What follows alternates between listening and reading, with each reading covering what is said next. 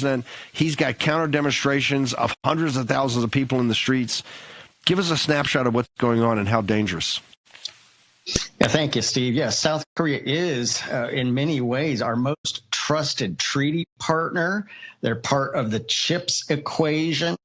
And President Yoon, they are in the fight of their lives right now against essentially a communist coup. Most of these on legacy media, when you see these protests against martial law, 1/3 to 2/3 of those are actually Chinese that have been flown in. This is absolutely crazy. Let's go to this first slide here to explain the lineup of what's going on, please.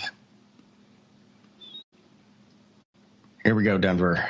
There we go. So on your left, that's Lee, the leader of the Democratic Party. He's left wing. He's actually pro-China. He calls the U.S. an occupation force. He says, and now he was just convicted of malfeasance. This is why you're seeing everything going on. He was convicted of malfeasance, and that means he potentially can't even run for president, which he wants the presidency. He's a hardcore left-winger, pro-China. He wants U.S. forces out, calls us an occupation force, wants the THAAD missiles out, and works very closely. Now, to the right, that first green oval, that's President Yoon. He declared martial law on December 3rd and 4th. Well, why was that? Now, martial law has a very bad history and background in South Korea, so everybody's gut reaction was, okay, this is bad. And it was in many ways bad, but he did that strategically so that he could launch a raid on the National Election Commission to seize evidence of actually Chinese election interference. That was the whole reason, because legally, that's the only way he could do it, to raid the National Election Commission. Let's go to the next slide, please.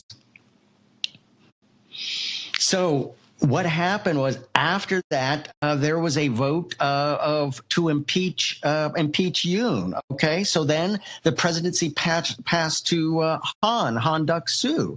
Okay, now he was impeached on December 27th, and the presidency is now President Che. And again, on the left, that's the Democrat Party. They control the National Assembly. It's a unicameral body, but they have 192 seats. The right is the populist Make Korea Great Again Party. These are conservatives. They're in the fight of their lives. There's so much election malfeasance.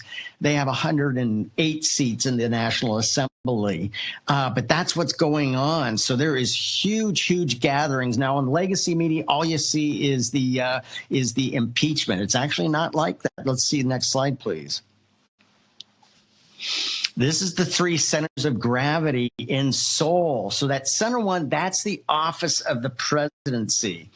That's a very important one. It's right next to Yongsan, the old U.S. military, Dragon Hill Lodge, right there. That's where the office of the presidency is. The National Assembly is over on the left. That's Yeouido Island, and that's where Lee really holds power, and that's where he's really conducting this coup from, is the National Assembly.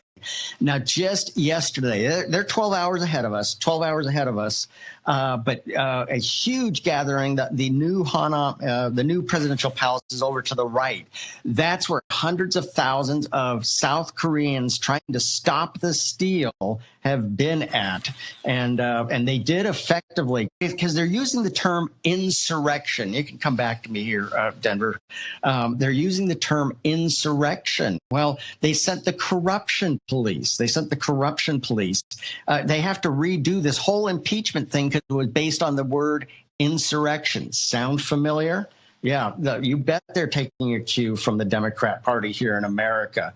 So this is the fight of their lives, and this is potentially buckles the whole right wing of the deterrence against China, and that's exactly why.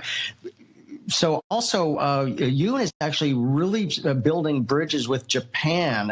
There's a lot of hard feelings still from the Second World War. Totally understand that. That's not totally resolved, but he's reaching out to Japan. However, Lee is extremely anti-Japan and wants to break up that alliance. That's also what China is concerned about. So most of what's going on right now, this is a Chinese malign influence attempting to topple South Korea and really make it a enclave of China. So, Steve, this is so concerning.